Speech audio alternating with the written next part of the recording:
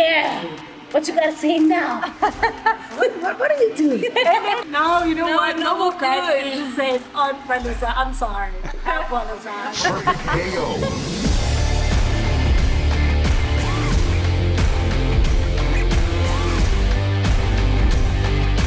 Yeah, what's up guys? It's 5 Weekend Breakfast, and as you can see, today we are learning some martial arts, baby. We got our gym faces on, we had Move Motions Fitness, and we're right here at QuanWessels Champions, right? We're about to learn the moves. I've got Monique here with me, and I've got Guy with me, and these are our instructors for today.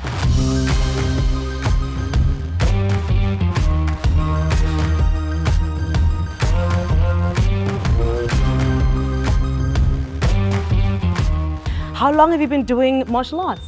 I've been doing martial arts for about 7 years. Wow. The QuanWessels started a ladies-only class about 7 years ago, I would say, for the first time. The offering's not massive in our country, so started something that really I took to it and never looked back.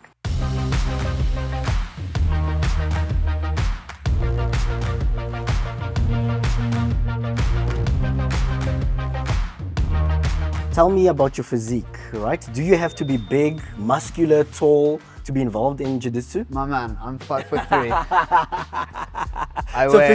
Physique doesn't matter. Monique and I are about the same weight. That's why we work well together, because we're within the same category. That's why we're training partners. Obviously, the stronger you are, the better. That's a good universal rule.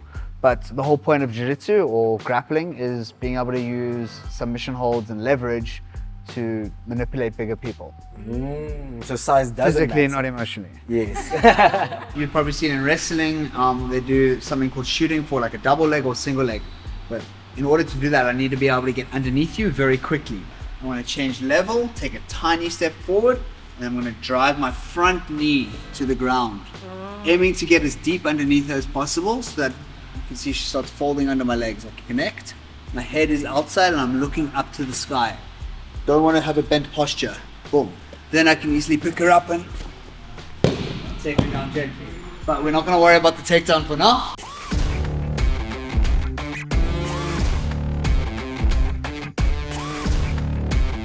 Women always having to be able to defend themselves or to protect themselves, because we know we're in South Africa, it's not always safe. How many stories have you heard of ladies that maybe come here that are like, you know what, I need this? We don't get enough. I don't think there's enough exposure for the women in this country to things like this. We need to make it more known. It needs to be more available to them. So this is perfect to get this out. As a woman, I know how vulnerable we are. It's only when you put yourself in uncomfortable scenarios where you actually understand how vulnerable we are. So if we can get the word out and get more women into this gym, into any gym in South Africa where they can get that exposure to confidence, to self-defense, it would be, even one person would be a success for us. So what we always want to do is we want to create use our full body to create breakage in his posture. So I'm going to use my legs, I'm going to pull him forward so I can break his posture. So once his head's down, now I can start climbing into my positions. He's going to naturally in any fight pull backwards, but that's fine because now I'm behind his elbow and I can control his wrist.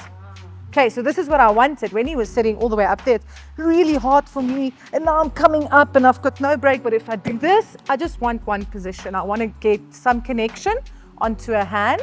He's going to naturally pull back, and I'm going to bring the elbow and the wrist into the center line of my body.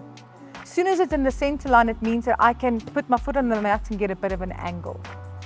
Top lock. So this is what we call a top lock. I want to always get my one leg over the one shoulder, underneath the other arm. Okay, gonna put my top lock on, and in that position, body type dependent. So I can either step on the shoulder and get an angle looking into his ear, or I can step on the floor, angle, and jump a little bit with the hip. So the goal of this position is to make sure his elbow line is in between my legs. So if his elbow line's on that side, I can't do this, but it leads us to something else. In this position, we always try and squeeze together, push down, so I can control his posture. Okay, easy now. All I need to do, bring his hand over this way and break his arm. Oh, wow. But naturally, in any fight, your first attempt will never work. Like, okay, it can, depending on the situation, but we always build to our secondary options. This is a distraction because I know he's stronger than me. As a girl, guy will always be stronger than me. He's going to pull this arm out, and I'm going to get into a triangle position. Ooh.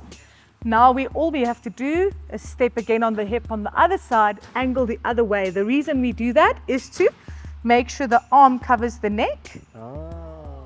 I can close my legs and squeeze.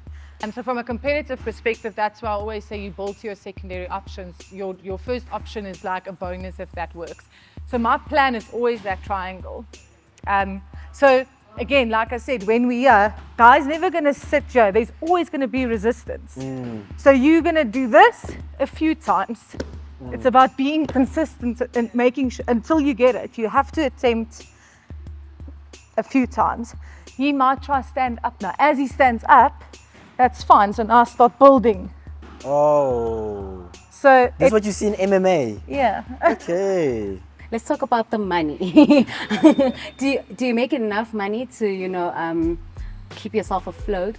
Yes. Okay. The short answer is yes. Okay. You can actually make some really good money if you know how to act with a good business sense, right? Okay. From running your own facility, to teaching classes as a job, to teaching privates. All right. Amongst other potential outlets. So you spoke about the women in the industry, right? And how you'd like for more women to join. Let's talk about the plus size women in the industry. How many of us are in it?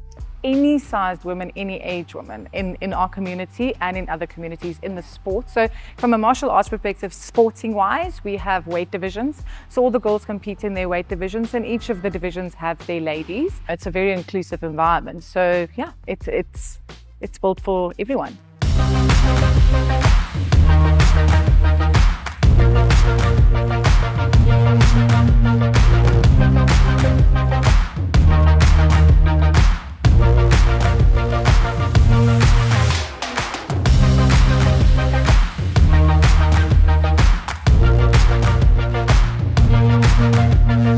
And that's a wrap with Monique and Guy right here at QuanWessels.